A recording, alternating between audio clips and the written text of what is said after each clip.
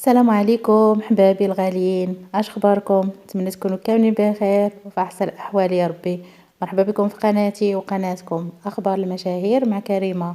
نشرات شوف تيفي بعض الاخبار على بعض الفنانين المغاربه وبخصوص الجديد ديالهم، بحال مثلا الشاب يونس.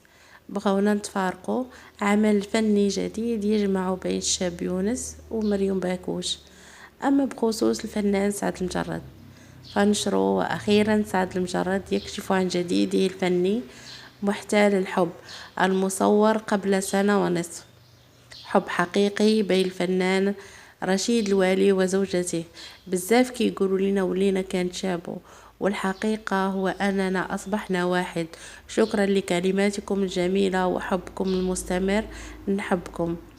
كذلك ماذا تقصد الفنانة سلمى رشيد؟ تضع تعليقا غريبا يثير جدلا بمواقع التواصل الاجتماعي.